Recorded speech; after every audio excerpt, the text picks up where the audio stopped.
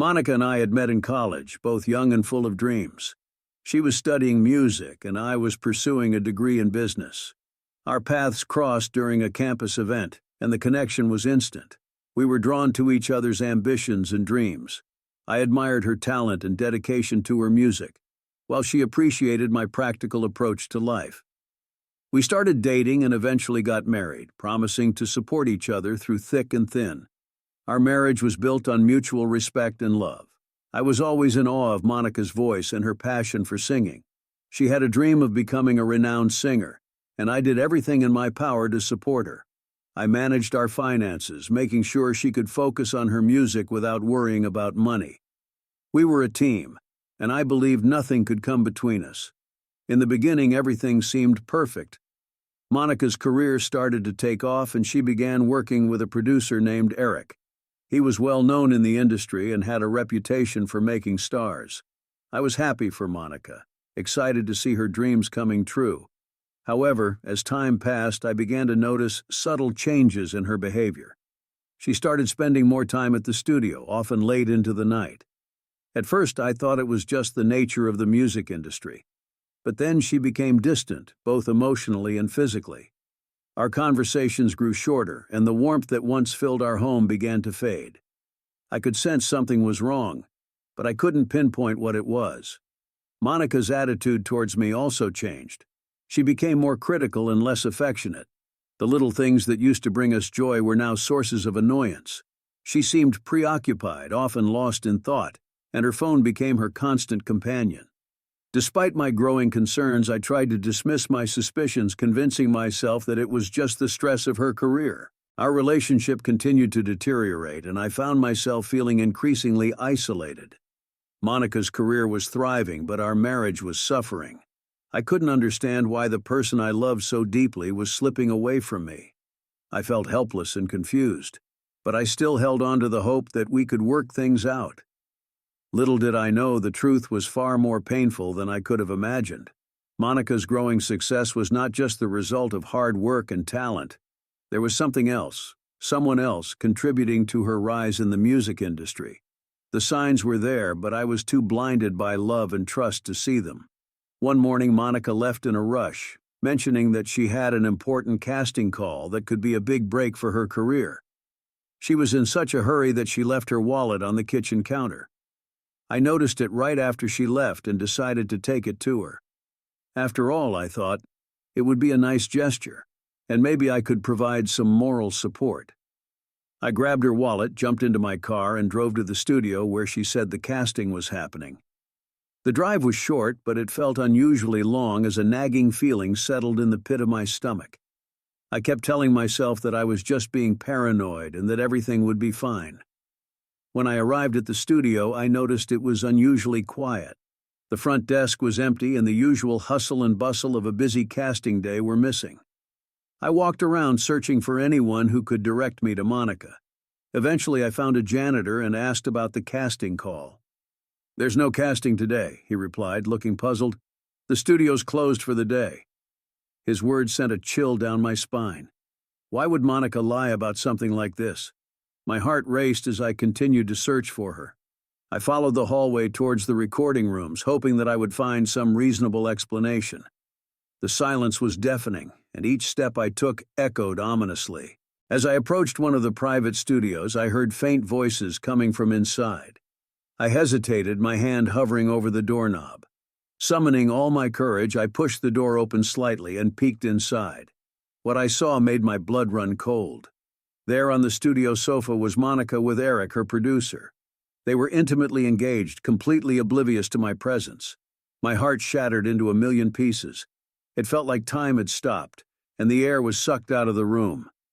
My legs felt weak, and I wanted to scream, but no sound came out. I stumbled forward, and the door creaked loudly. Monica and Eric looked up, startled. Monica's expression was a mix of annoyance and indifference. She didn't scramble to cover herself or apologize. Instead, she looked at me with cold eyes and said, "I'm with Eric now. I don't need you anymore." Her words cut through me like a knife. The woman I had loved and supported for years was discarding me without a second thought. Eric smirked, unfazed by the situation. Monica didn't even bother to stop what she was doing. She turned back to Eric, continuing their intimate act as if I didn't exist. The shock and betrayal were too much for me to handle. I felt numb, my mind struggling to process what was happening. Without saying a word, I turned around and walked out of the studio. My world had collapsed, and I had no idea how to piece it back together. I drove home in a daze. The image of Monica and Eric burned into my mind. The love and trust I had once felt for her were replaced by a profound sense of loss and emptiness. How could she do this to me? How could she throw away everything we had built together? As I pulled into the driveway, I knew that nothing would ever be the same again. The life I had known and cherished was gone, replaced by a painful reality that I would have to face alone. Hours after the devastating discovery at the studio, I sat on the living room couch, still in shock, staring blankly at the wall. My mind was a whirlwind of confusion and pain. How could Monica do this? How had I missed the signs? The questions were endless, and the answers seemed elusive. Around mid-afternoon, the front door opened, and Monica walked in as if nothing had happened. She hummed a tune, a casual smile on her face, and started unpacking groceries she had picked up on the way back. Her nonchalance was infuriating, considering what I had witnessed just a few hours earlier. I watched her for a moment, trying to muster the strength to confront her. My emotions were a mix of anger, hurt, and disbelief. Finally, I stood up and approached her in the kitchen. "Monica," I said, my voice trembling, "we need to talk." She turned to face me, her expression unreadable. "What is it, honey?" I felt a surge of anger. "Don't honey me, I saw you with Eric at the studio. There was no casting today." For a moment a flicker of something crossed her face, but it quickly vanished, replaced by a calm and composed demeanor. "Oh, that," she said nonchalantly. "I thought you might find out eventually." I stared at her in disbelief. "How can you be so casual about this? How could you betray me like that?" Monica sighed and put down the grocery bag she was holding. "Look, it's been over between us for a long time. I just didn't know how to tell you. Eric and I have been together for a while now, and it just felt right." "Right," I echoed, my voice rising. "You were having an affair behind my back, and you think that's right?" She shrugged. "It was inevitable. Eric understands me and my career in a way you never could. He has the connections, the influence. It just made sense." I felt my world crumbling further. "So what now? You think you can just walk away from our marriage like it was nothing?" Monica's gaze hardened. "Actually, I already took care of that. I filed for divorce months ago. With Eric's money, I hired the best lawyers. Everything is already in place." The room seemed to spin around me. "You... what?" She nodded, her expression devoid of any remorse. "Yes, the papers have been filed. I've arranged it so that I get the house, the car, and a significant portion of our savings. The lawyers made sure I came out ahead." I felt like I had been punched in the gut. "You planned this all along?" Monica didn't flinch. "I had to look out for myself. This is my chance to make it big, and I couldn't let anything hold me back, not even you." I was stunned into silence. The woman I had loved and trusted had not only betrayed me but had meticulously planned to leave me with nothing. The realization was like a cold, hard slap to the face. Seeing the devastation on my face, she softened her tone slightly. "I'm sorry it had to be this way, but it's for the best, for both of us." Her words were hollow, and the pain of her betrayal was overwhelming. I turned away, unable to look at her any longer. Everything I had believed in, everything I had worked for was gone. My life had been turned upside down in a matter of hours. As Monica continued with her day, humming and unpacking groceries, I felt a deep sense of loss and betrayal. The woman I had married was gone, replaced by someone I no longer recognized. And now I had to figure out how to pick up the pieces of my shattered life and move forward. As the days passed, the reality of my situation began to sink in. Monica moved around the house as if nothing had happened, preparing for her new life with Eric. She acted like we were just housemates, occasionally giving me updates about the upcoming divorce proceedings and her plans. It was surreal. One evening, Monica casually mentioned that she and Eric were going on a short vacation. "I think it's best if we take a little break before everything is finalized," she said. Don't worry, the lawyer has taken care of everything. There's nothing that can go wrong now. Her words barely registered. I was still reeling from the discovery of her affair, and the revelation that she had been planning this for months. It felt like I was living in a nightmare from which I couldn't wake up. Monica's blatant disregard for my feelings and the life we had built together was staggering. When the day of their departure arrived, Monica barely said goodbye. She tossed a few last-minute items into her suitcase and waved nonchalantly. "See you in a week," she said, and with that she was gone. The sound of the door closing behind her echoed through the empty house, amplifying the loneliness and despair that had settled in my heart. I sat in the living room, staring at the space she had just vacated. The silence was deafening. I had always been a moderate drinker, enjoying a glass of wine with dinner or a beer while watching a game. But now, the thought of facing my reality without some sort of escape was unbearable. I went to the cabinet where I kept my small collection of spirits. Bottles accumulated over the years, gifts from friends and family. I poured myself a drink, hoping it would numb the pain that had taken residence in my chest. One drink turned into two, and two turned into several. Before I knew it, I had consumed half of my yearly supply of alcohol. The days blurred together. I found myself reaching for the bottle first thing in the morning, unable to face the day sober. The alcohol dulled the sharp edges of my reality, providing temporary relief from the constant ache of betrayal. I spent my days in a haze, barely eating, barely sleeping, just existing in a fog of despair and intoxication. The house felt emptier than ever. Every room echoed with memories of happier times, times when Monica and I were a team, when we were in love. Those memories felt like cruel reminders of what I had lost. I tried to distract myself with television, books, anything, but nothing could hold my attention. The alcohol became my only solace. Friends and family called, concerned about my sudden withdrawal from life. I ignored most of the calls, unable to muster the energy to pretend that I was okay. I was drowning in my own misery, and it seemed like no one could reach me. The isolation was suffocating, but I couldn't bring myself to break free from it. One particularly dark night, I found myself sitting on the kitchen floor, surrounded by empty bottles. The room spun around me, and I felt a wave of nausea wash over me. I clutched my head, trying to steady myself, but the emotional pain was too intense. I broke down, sobbing uncontrollably, the weight of my heartbreak crashing down on me all at once. In that moment of despair, I realized that I couldn't go on like this. The alcohol was only a temporary escape, and it was destroying me. I needed to find a way to cope with the pain, to start rebuilding my life without Monica. But the path forward seemed impossible to navigate. As I lay on the cold kitchen floor, I made a silent vow to myself. I would try to pull myself together to find a way out of this darkness. I owed it to myself to fight for my own happiness, even if it felt like an insurmountable task. With Monica gone, I had to learn how to stand on my own again. It was the only way I could begin to heal. Days turned into weeks, and I continued to isolate myself, drowning in alcohol and sorrow. The house was a mess, and I had lost track of time. The only thing that broke the monotony of my despair was the sound of a persistent knock on the door one late afternoon. I ignored it at first, hoping whoever it was would go away. But the knocking continued, growing louder and more insistent. With a groan, I dragged myself off the couch and stumbled to the door, opening it to find my colleague and friend Ross standing there. "Hey, man," Ross said, his brow furrowed with concern. "I haven't heard from you in ages. Thought I'd drop by and see if everything's okay." I blinked, trying to process his presence. "Did the boss send you?"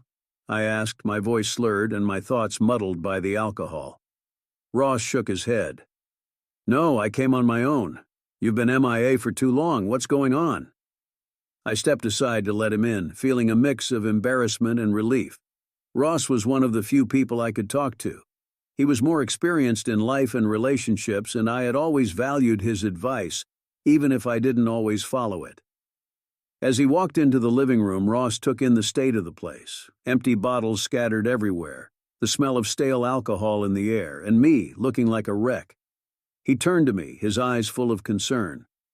"What the hell happened to you, man?" I sank back onto the couch, running a hand through my disheveled hair. "Monica happened," I said bitterly. "She left me for her producer. Planned it all along.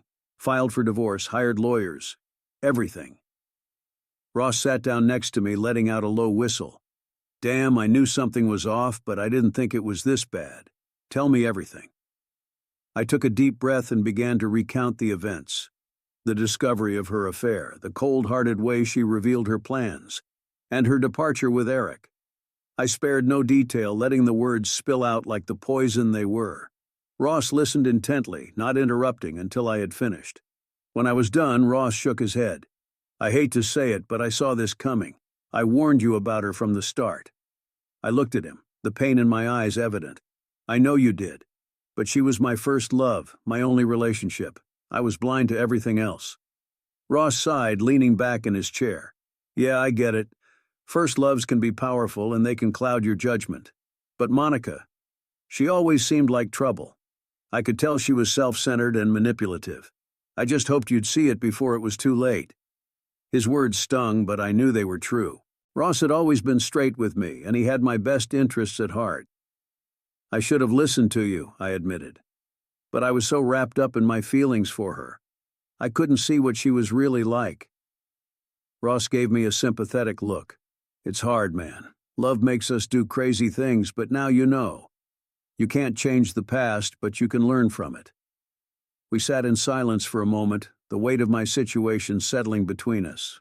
Finally, Ross spoke again. So, what are you going to do now? I shrugged, feeling lost. I don't know, she took everything. The house, the car, most of our savings. I'm barely holding on. Ross nodded thoughtfully. Look, I know you're going through hell right now, but you need to pull yourself together. Drinking yourself into oblivion isn't going to solve anything. You need a plan. I looked at him, desperation in my eyes. But what can I do? She's already won. She has everything. Ross leaned forward, his expression serious. She may have taken a lot, but she hasn't taken your spirit. You can rebuild your life. It'll be hard, but it's possible. And I'm here to help you through it. His words were like a lifeline, pulling me out of the depths of my despair. For the first time in weeks, I felt a glimmer of hope. Maybe, just maybe, I could find a way to move forward. Thanks, Ross, I said, my voice trembling. I don't know what I'd do without you. He clapped me on the shoulder, offering a reassuring smile. That's what friends are for. Now let's get this place cleaned up and start figuring out your next steps. You've got a lot of work ahead, but I know you can do it. With Ross by my side, I began to see a path out of the darkness. It wouldn't be easy, but I was determined to take back control of my life. One step at a time, I would rebuild, and I wouldn't let Monica's betrayal define my future. As Ross and I sat in my living room discussing the next steps, he suddenly had a thoughtful look on his face.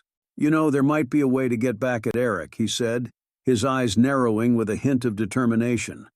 What do you mean? I asked, curiosity piqued. Ross leaned forward. My uncle's husband is a police lieutenant. He once told me that Eric was involved in some shady business, illegal drug deals. The profits from those deals were often way higher than anything he earned officially. Eric managed to stay out of trouble because he never got directly involved. But if we can find concrete evidence and bring direct charges against him, he won't be able to wiggle out of it. My heart raced. This could be the break I needed. But why hasn't Eric been arrested already? I asked. If the police know about his activities, why is he still free?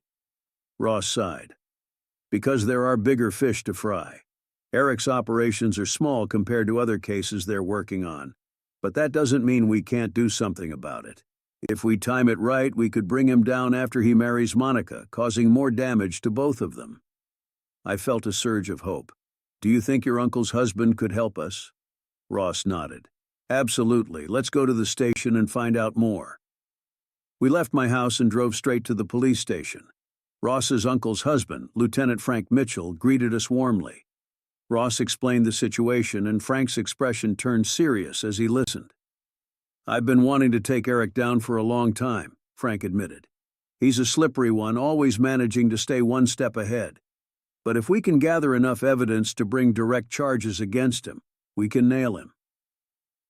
We spent the next few hours going over the details. Frank pulled out files and reports, showing us the extent of Eric's operations. It was a tangled web of illegal deals, money laundering, and corruption. The challenge was finding a way to tie it all directly to Eric. "We need to catch him in the act or find someone willing to testify against him," Frank explained.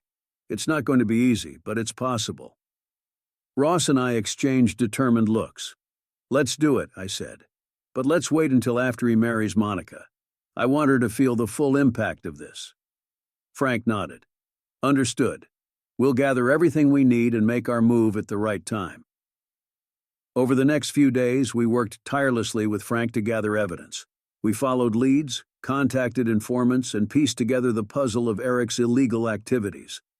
It was a grueling process, but knowing that we were getting closer to justice kept us motivated. Meanwhile, Monica returned from her vacation with Eric, and the divorce process began. Just as she had planned, everything went smoothly for her. She got the house, the car, and a significant portion of our savings. I felt the sting of betrayal anew, but I kept my focus on the bigger picture. A week later, Monica and Eric got married in a lavish ceremony. The newspapers and social media were filled with pictures of their happy union. It made me sick to see how easily they flaunted their new life, but I knew that their time was running out. Finally, the day came. Frank had gathered enough evidence to bring charges against Eric. We coordinated with the police, making sure everything was in place. As Eric and Monica basked in the glow of their new marriage, the authorities moved in. The arrest happened swiftly and without warning. Eric was taken into custody, and the charges against him were extensive. Monica's world crumbled as she watched her new husband being led away in handcuffs. The shock and disbelief on her face were a small but satisfying vindication for the pain she had caused me. The news spread quickly, and Monica's reputation was in tatters. She had tied her fate to Eric's, and now she was facing the consequences. The property and money she had fought so hard to secure were now under scrutiny, and she found herself under investigation as well. As I watched the events unfold, I felt a sense of closure. It wasn't just about revenge, it was about justice. Monica and Eric had made their choices, and now they had to face the repercussions. I still had a long road ahead of me, but knowing that they wouldn't escape unscathed gave me the strength to move forward. Despite the mountains of evidence against Eric, Monica somehow managed to extricate herself from the scandal. She hired a high-profile lawyer who built a case around her ignorance of Eric's illegal activities. In court, she convincingly portrayed herself as an unwitting victim, duped by Eric's charm and deceit. The judge ruled in her favor, and Monica was exonerated. Her friends and relatives rallied around her, believing her story of innocence. Even though she escaped the legal ramifications, she couldn't touch Eric's assets as they were seized by the authorities. Monica was left with only what she had taken from me. For me, this was another bitter pill to swallow. Monica had once again landed on her feet while I was still picking up the pieces of my shattered life.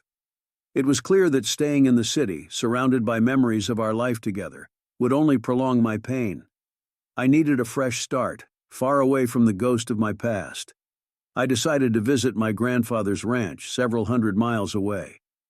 It had been years since I had been there, but the thought of the open fields, the horses, and the simplicity of rural life called to me.